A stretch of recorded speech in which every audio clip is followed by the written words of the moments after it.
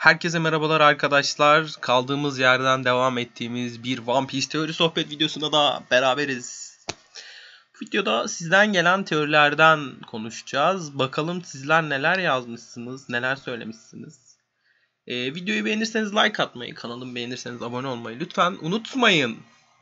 Teşekkürler. Şimdi Orochimaru'nun lafıyla başlayalım. Aslında bunu Crocodile videosu için söylemiş. İlk hangi sakat bu Crocodile Luffy'nin anası dedi, acaba niye dedi? Millet mantıklı teoriler atıyor, inanasım gelmiyor. Bence Luffy'nin babaannesi beyaz sakal. Luffy'nin annesi Amazon Lily'dir ve ismi Lily'dir ve devrim ordusuna katılma sebebi Hancock ve kardeşlerinin intikamını kutsal ejderlerden almak istemesidir. Manga Chapter 586'da gözükmüştür ve Dragon'a preparations have been made babe diyor. ne diyorsun anlamadım ama. Ömer Faruk Çakır, Ivankov cinsiyeti normal olan erkeklere boy diye hitap ediyor. Farklı bir teori bile çıksa bence hatalı düşünce olurdu. Mugiwara boy, Sanji boy, Kroko boy gibi örnekleri var. Zaten ne de gördüğümüz üzere. Yani bilmiyorum. Bir gemide iki kralın akisi olmaz abi. Neden olmasın? Luffy evlatlıkmış bir de. Yok ya, öyle bir şey çıkmaz. Hepsi çok güzel ya, başlıktaki animelerin, BNH hariç. Ya güzel bence BNH ama bir tık yavaş olabilir ya. Düşünmek istemiyorum bile, bence anası Amazonlu demiş. Çok eğlenmiş bunu yazarken Berat. Hızlı geçiyorum ki. Kralların hakisi nadir bir yetenek. Bir tayfada iki kişi de olması saçma olur demiş bak. İnsanlar hep bunu söylüyor ama Rayleigh ve Roger'da vardı mesela. Burada ortaya atılan şey bu yani. Ona bakarsan şakası da var.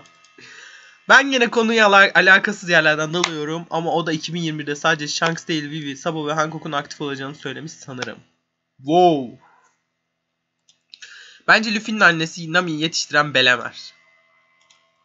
Yok babam demiş. İlk yorum ha, ilk yorum ha. Arkadaşlar bu arada Hugh gameplay'imi izlemeyenler varsa izlesin. En azından sonunu izlesin. Deprem oldu sonunda. Bu şey de One Piece'te olsaydı acaba ödülü ne olurdu? Chopper'dan bir adım önde olacağına eminim. 300 beri demiş. Bence korsanlar kralı olurdu demiş. Yani bütün yorumlar ilk yorum abi, bu nedir? Dragon'da sadece haki gücü olması imkansız. Eğer haki ile doğal olayları değiştirilmesi mümkün olsaydı bunu daha önce en az 2 kere görmemiz gerekirdi. 2 tane Yonko bile birbirine en üst seviyede saldırı yaparken doğa olayı olarak en fazla gök yarılıyor. Dragon ise adada bildiğin ağır bir rüzgar ve doğa olayı başlattı. Bunu sadece haki ile yapabilmesi imkansız. Ha ileride bunları haki etkisiyle yapıldığını gösterirlerse kusura bakmayın ama bu seriye hakaret olur. Ya da bu adamın tanrı seviyesinde olması gerekir. %100 meyve gücü vardır ama hakisi bence aşırı güçlüdür. Ayrıca Dragon büyük ihtimal Zoan tipi bir meyveye sahip. Ben Karasakal'ın devrimcilere saldırma sebebinin Dragon'un meyvesine sahip olmak için olduğunu düşünüyorum. Eğer ki Thunderbird ise veya konuşulduğu gibi şu mitolojik üç ejderden biri ise mantıklı geliyor bana da. Ama haki ile olması imkansız demek için çok erken olsa. Şundan dolayı imkansız. Shanks ve Beyaz Sakal'ın dövüşlerinde gerçekten çevre koşullarını yönetmesi, yağmur yağdırmasını gereken bir şey olmadı. Belki Marineford'da olabilirdi. Gerçekten dediğin burada bir haklılık payı veriyorum sana. Marineford'da niye gözükmedi diyebilirsin. Eğer ki böyle bir gücü varsa Haki'nin. Ama belki de özel bir Haki, kralların Haki'sinin alt tipleri olduğu konuşuluyor ya, böyle bir şey de çıkabilir. Ancak ben de artık Dragon'unkinin Haki değil de bir noktada şey olduğunu düşünüyorum. Meyve olduğunu düşünüyorum. Ağzı oynamadan konuşan ikinci kişi Rob Lütç. Evet. Teori sohbet falan filan güzel de lütfen bir daha şarkı söyleme. Lütfen. Tamam. Nemo ile kapı bulmaca. Hugh videolarım. Birisi çakallık yaparsa o kara sakal olur demiş. BB denince aklıma şey gelmiyor. Broken Blade geliyor. Doğu Civciv Sama. Abi Uzumaki Kan isimli birisi yapıyor. Kendisi reaction çekiyor. Üste sayaç koyuyor. Sen de o yandan o animede sahneyi açıyorsun. Aynı anda izlemiş oluyorsun. Ben de öyle yaptım. Ben de öyle yaptım arkadaşlar. 36, 37, 38'de saniyeyi göreceksiniz. Full'ü gösterme olayına gerçekten girmeye korkuyorum arkadaşlar. Korkuyorum yani. Açık konuşmak gerekirse korkuyorum yani. Niye korkuyorum? Çünkü bir defa telif yedim, bir daha yemek istemiyorum. Bir telif yiyince bir sürü sıkıntılar yaşanıyor. Yayın açamıyorsun vesaire. O yüzden yani. Girişte yaptığın açılış aşırı cringe abi. Lütfen yapma abi, tamamdır. Saymex. Toplu bir şekilde sokak hayvanlarını besleyelim bence. O olayı biraz vaktim ve enerjim olduğunda yapacağım. Videoya da çekeceğim. Zaten 1000 abone olunca yapacağım demiştim. 1000 abone olunca manga çekilişi de yapacağım demiştim ama çok üst üste oldu. Daha ben 900 çekilişini yeni yapmışken 1000 abone olduk. Bilmiyorum, belki biraz beklerim. Belki 1100'ü 1200'ü beklerim, bilmiyorum ama biraz bekleyeceğim arkadaşlar. Yani en azından şu Ocak ayı bitsin gibi düşünüyorum. Öyle söyleyeyim. Ya da bakalım, yayın açacağım zaten 18 Ocak'tan sonra YouTube üzerinden. Bakalım, belki o zamana bir şeyler netleşir. Aslında devrimciler hükümetin Kaido'dan silah aldığını Dressrosa'da öğrenmişti. Bu silah kaynağını çökertmenin en iyi zamanı büyük savaşta çıkan karışıklık olabilir ve devrimciler bu savaşta Kaido'ya karşı savaşabilir bence. Bence devrimciler şu anda Reverie ile uğraşıyorlar. Yani mantıksız bir şey söylemiyorsun ama bence onlarla uğraştıkları için bu tarafa çok bulaşmayacaklar. Girişler beni bitiriyor. Girişlere çok tepki gelmiş. Daha da giriş yok o yüzden. Şimdi Yakup'un yazdığını ben bir okuyayım. Bir şöyle bir bakayım. Güzel bir şey. Ya Yakup, o 1001 spoilerlarına baktım ben. Doğru değil ya. 1001 spoilerları değildi o. Yani 1001 spoilerları şey değil. Net değil şu anda.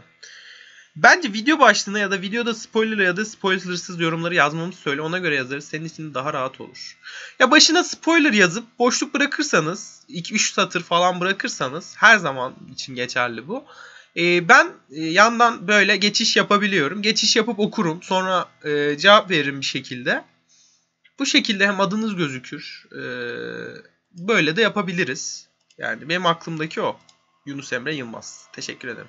AOT çöpü konuşulacak, bekliyorum. AOT'ye de yani çöp de değil ya.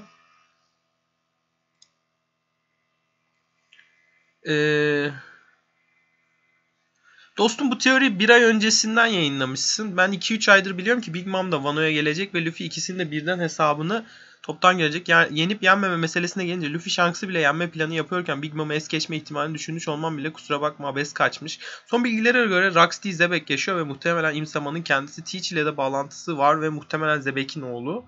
Su meyvesini yemiş olan kişi Zebek ve Teach gibi şeytan meyvesi kullanıcıların büyük gücünü bir şekilde alabiliyor. Wow. Yani bunları Eiichiro Oda'dan falan öğrenmediysen bu kadarının da ya bu doğru çıkarsa helal olsun derim yani. Hani öyle söyleyeyim. Ben çok ihtimal vermiyorum böyle bir şeye. Yani Luffy hem Big Mom hem Kaido'yu böyle... Şimdi şöyle...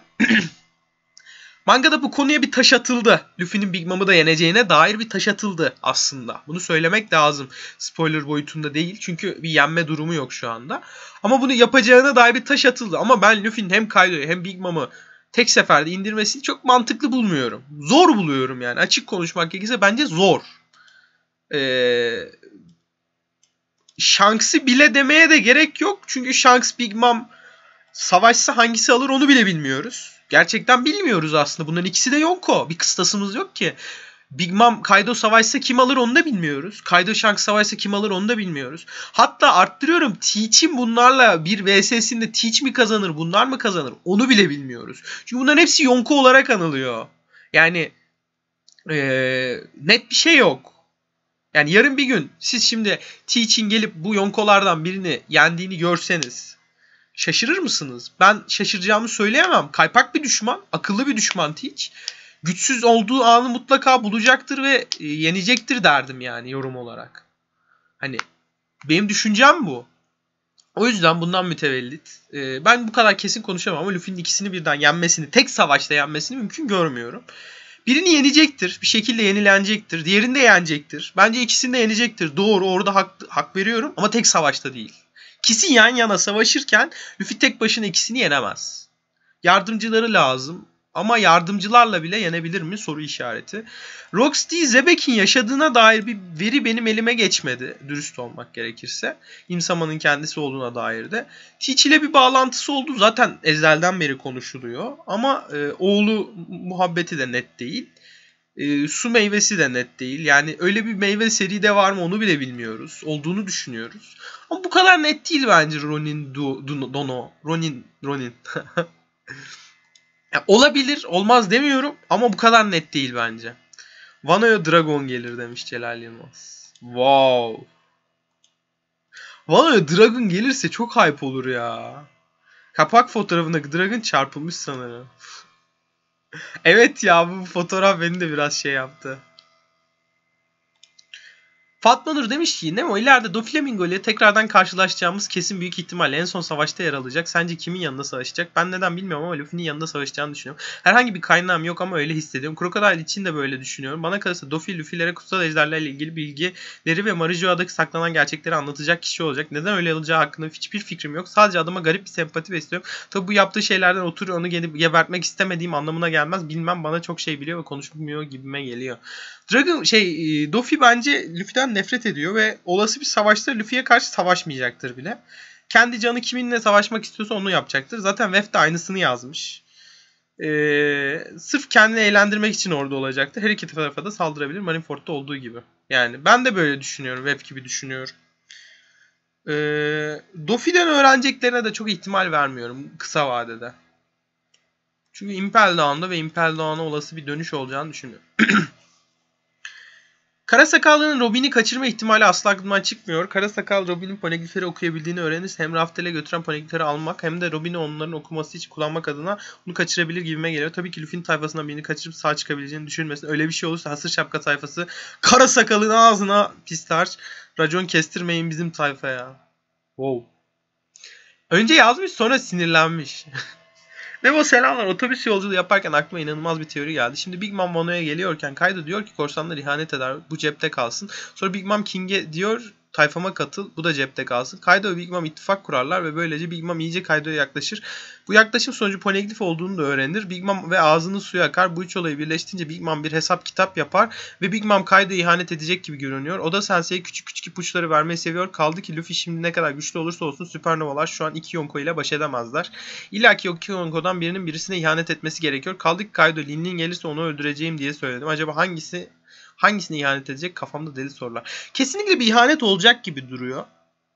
Ama ihaneti kimin kime edeceği belli değil. Oynatma listesi açmışsın sonunda, artık sana hakiki YouTuber diyebilir miyiz? Var da epeydir o oynatma listesi. FFOK, kara kılıçların nasıl oluştuğu ile ilgili bildiğimiz kadarıyla kılıçların yapılmasından sonra kara kılıç olduğudur. Peki nasıl bir kılıç kara kılıç oluyor? Cevabı bu şekilde olabilir. Kullanılan kılıç kendi içine kullanıcısının bir miktar hakisini depoluyor. Bu miktar belli bir seviyeye çıkınca kılıç kullanıcısının iradesine bürünüyor ve kararıyor. Kullanıcısının kişiliğine göre hareket ediyor. Eğer kılıcı kullanan kişi bir şeyi kesmek istemezse kılıç kesmez.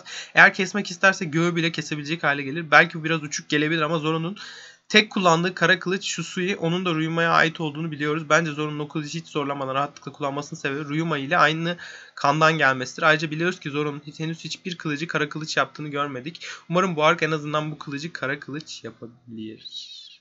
3 kılıcın 3'ü de kara kılıç olacak demiş. Hadi bakalım. Mutlaka yapmak zorunda arkadaşlar ya.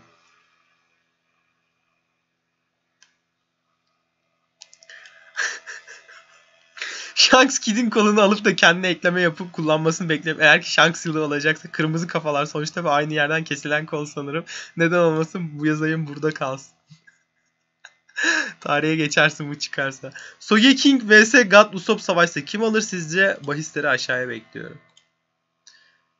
Sogeking demiş. God Usopp demiş.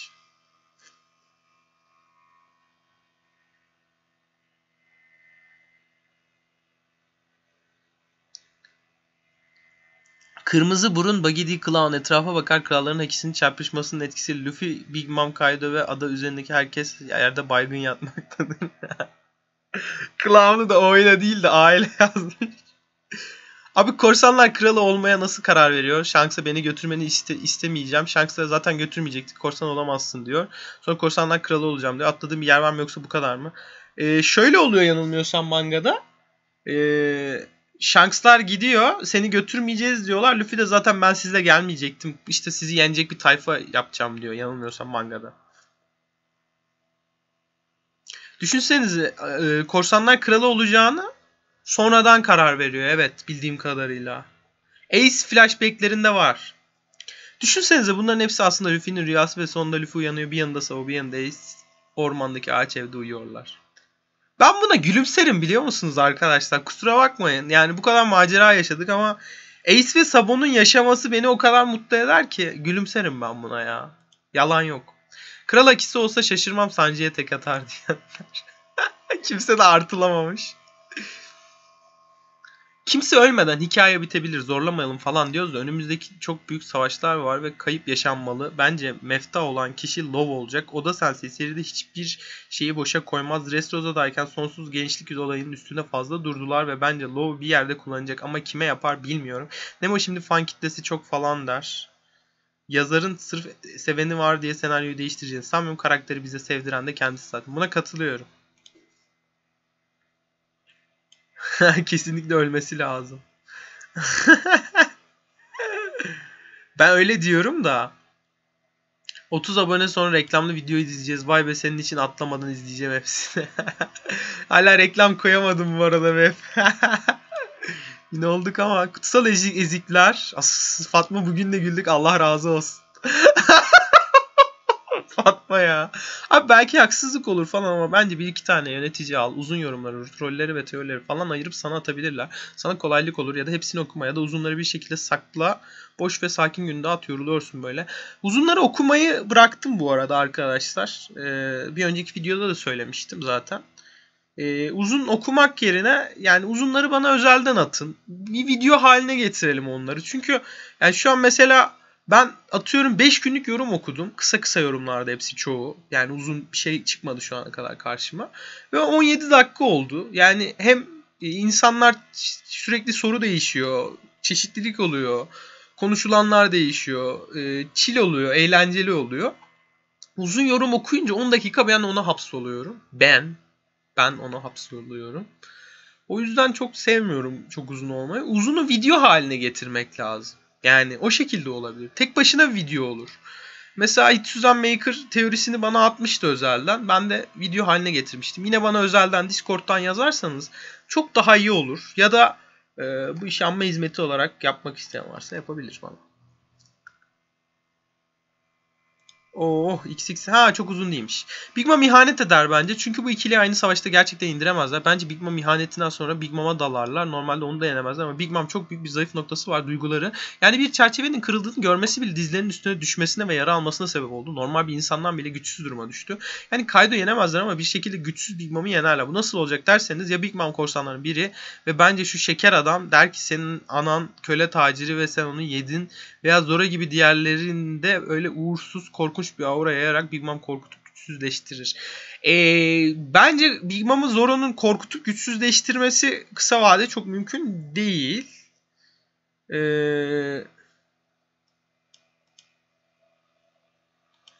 Ama bilmiyorum ya.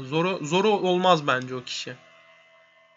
Ronin'in teorisi bu bir tık uzun ya. Bu bir tık uzun. Neyse okuyalım ya. Bunu da okuyacağım.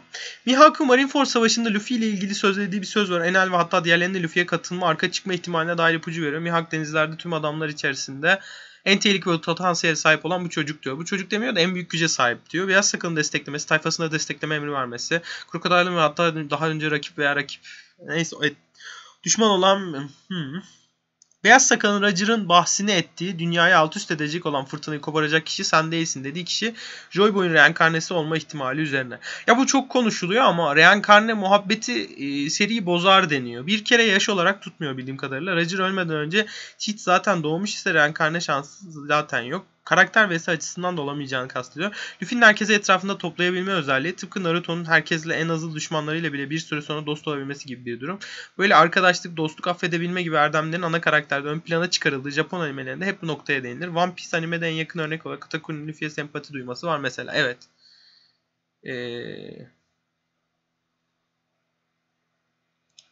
Teşekkür ederim son cümlen için. Bayağı uzun olmuş, o yüzden belli yerlerini okumadım. Denizdeki en büyük güç gerçekten insanları etrafına toplayabilmek. Çok güzel bir noktaya değinmişsin. Ve Luffy'de de bu güç var. Ve bir şekilde bu gücü göreceğiz. Eski düşmanlarının bile onun tarafında savaştığını göreceğiz. Bence burada asıl sorun ne biliyor musun? Öyle bir düşman olacak ki, son düşman, önceden dövüştüğü herkesin Luffy'ye yardım etmesi gerekecek. Bence bu kara sakal değil de dünya hükümeti olacak ve bir şeyler değişecek bu dünyada Luffy'nin yardımıyla. 600 aboneydim, 20.000 olacağına. 600 iken aboneydim, 1000 olacaksın. Aynen. Abi Trafalgar Law oda oluşturup Kaido'yu içine alsa, sonra denize taş atsa ve Shambles dese, Kaido denize düşer ve bir nebze de olsa zayıflar. Her denizden çıktığında Law tekrar yapsa. En sonunda Luffy Zoro birlikte saldırır. Kardeşim sen var ya. Sen çok fena bir adamsın. Mr. D Kebap. Bu arada artık şu Haki animenin yarısında geldi şeylerin, bırakın. Birinci bölümden beri Haki vardı. Skype ya da zırhlanma, Ryo görüş Haki'sini bile gördük. Kısaca Haki kavramı lanse edilmeden 3 tip Haki'yi gösterdiler bize. Çaktırdılar, gösterdiler ama ne olduğunu anlamadık. Yani Acun'la izliyoruz mesela. Ne yaptı la o Shanks, korkuttu onu falan diyor mesela. Hani farkında değil ama böyle bir şey olduğunu da görüyor yani. Zoro'nun kapalı gözü ne olur bilemem de, ama Zoro'nun kapalı gözünden mütevellit harika bir epik moment izlemek isterim. Luffy zor durumda gören Zoro gözünü açsa ve tüm Wano'da 7.9 şiddetinde sallantı olsa, demiştin deprem oldu. Dünyanın tam öbür ucundaki Mihawk, Fujitora, Rayleigh gibi isimler irkilse, suratlarında ekşi bir gülümseme olsa çok mu? Çok ama çok eğlenceli olur. Ha bir de Zoro'nun power up almasını mantıksız bulmak kadar anlamsız bir şey yok. Hele Sanji ile kıyaslanması apayrı. Sanji tüm balıkların yaşadığı denizi görmek istiyor. Zoro ise safi güç, en güçlü kılıç ustası olmak. Hatta Zoro'nun kimseyle kıyaslanmasını doğru bulmuyorum. Açık ara serideki en gözü kara karakter. Hatta çıtayı biraz daha arttırıyorum. Luffy'nin prime zamanına geldiğimizde Luffy'ye denk gelebilecek tek isim Zoro olabilir. Bunu da şöyle göstereyim. Luffy büyük eşit Zoro demiş. Luffy büyük eşit Zoro olabilir. Yani büyük eşit, yani üstünde olacaktır bence mutlaka. Ama Zoro'nun gerçekten serideki en gözü kara karakter olduğu cümlesine katılabilirim. Gerçekten üstü var mı bilmiyorum. Evet arkadaşlar, bu videonun da sonuna geldik artık. 22,5 dakika olmuş. Bu sizden gelenler videolarını uzun tutuyorum. Çünkü her gün atmıyorum artık. Ki keyif alın diye. SBS videoları da gelecek. Hitsuzan Maker çevirdikçe Discord'dan siz de çevirip atabilirsiniz. Hitsuzan Maker'a yardımcı olabilirsiniz. Bu şekilde aklıma gelenler. Videoyu beğendiyseniz like atmayı, kanalımı beğendiyseniz abone olmayı lütfen unutmayın. Görüşmek üzere.